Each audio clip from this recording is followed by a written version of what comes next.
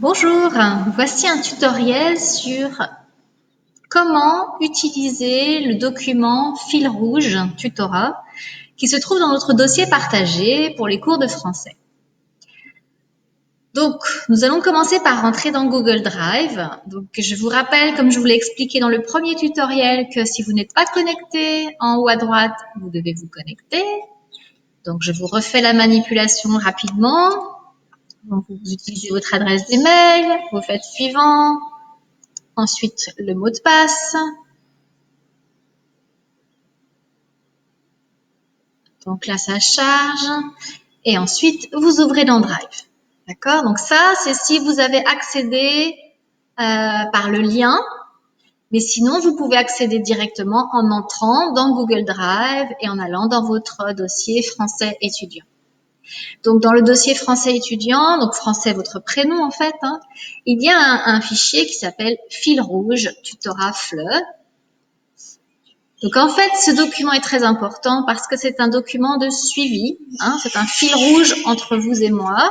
C'est-à-dire que vraiment, c'est le lieu de rencontre de nos communications, c'est le lieu où se trouve l'ensemble du programme, l'ensemble de mes consignes, le lien vers les documents utiles. C'est vraiment là où vous devez aller immédiatement quand vous rentrez dans votre dossier.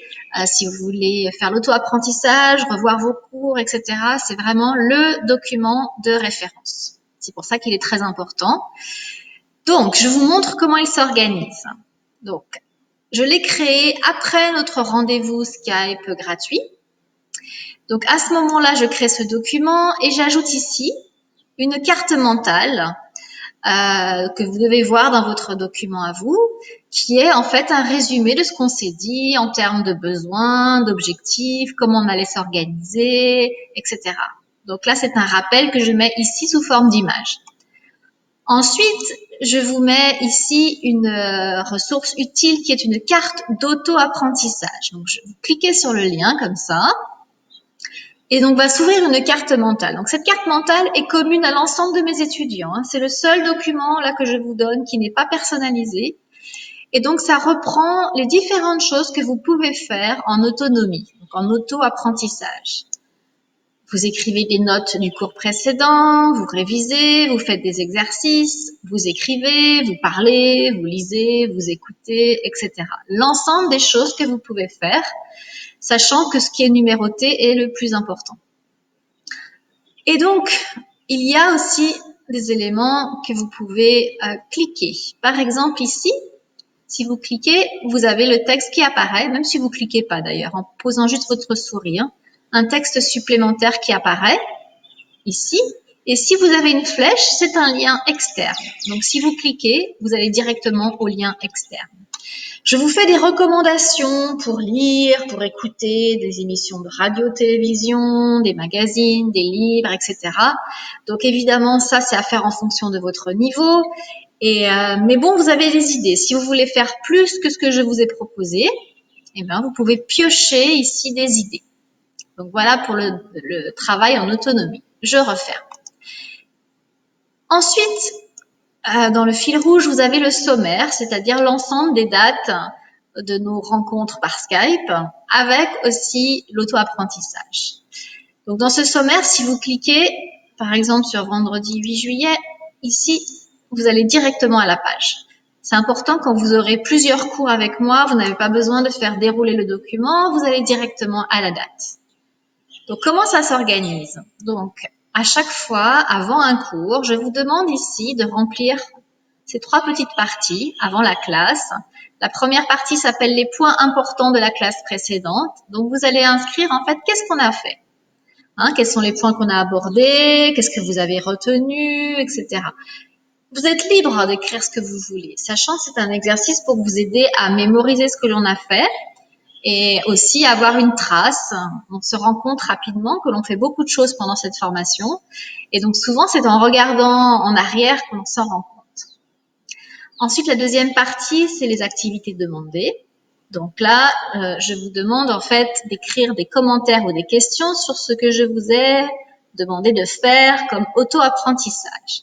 Donc ça peut être une question du style, mais je ne sais pas comment on dit ça, qu'est-ce que ça veut dire? Ça peut être des commentaires, c'est trop facile, c'est trop difficile, ça m'intéresse, ça ne m'intéresse pas, etc.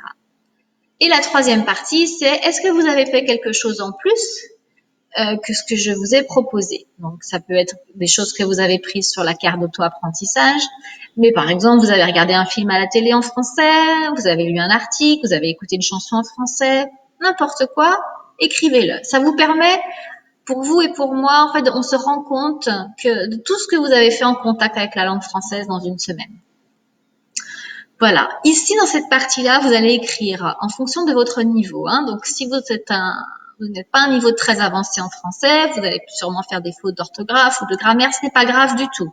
Le but ici n'est pas de faire une phrase parfaite, ce sont de faire des phrases qui correspondent à la réalité, à ce que vous voulez me dire, à me communiquer. Évidemment, moi, je vous corrigerai. Voilà. Ensuite, nous avons le programme de la classe. Donc, avant chaque classe, j'écris le programme. Comme ça, quand vous arrivez le jour même, vous savez ce qu'on va faire. Et ensuite, les consignes pour l'auto-apprentissage. Donc, c'est là que je vais écrire, en fait, ce que je vous propose de faire. Souvent, on en a discuté ensemble à la fin du cours, hein, donc c'est pas une surprise. Mais ici, vous trouvez les consignes précises et vous trouvez aussi les liens vers un article, vers une vidéo, les liens vers un audio, etc. Donc, c'est ici que vous trouvez toutes les ressources. Voilà. Donc, ça, c'est le fil rouge. Au fur et à mesure, c'est moi qui remplis la date, que je fais l'architecture de ce document. Mais ce document, il doit vous être utile à vous surtout. Hein. Donc, vous pouvez l'organiser comme vous voulez. Hein. Vous pouvez modifier son organisation, vous pouvez modifier la mise en page. Si vous êtes créatif, créative, allez-y, vous pouvez le modifier. Il doit vraiment vous être utile pour visualiser votre formation avec moi. Et à la fin de la formation, ça sera une trace de ce que nous avons fait.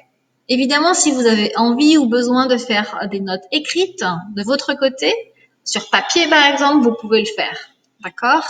Mais en tout cas, ce document existera comme fil rouge de notre formation. Voilà. Donc, je vous propose avant notre cours de tester que vous pouvez bien écrire dans ce document, que vous savez bien naviguer à l'intérieur du document, etc. Je vous remercie de votre attention et je vous dis à très bientôt. Au revoir.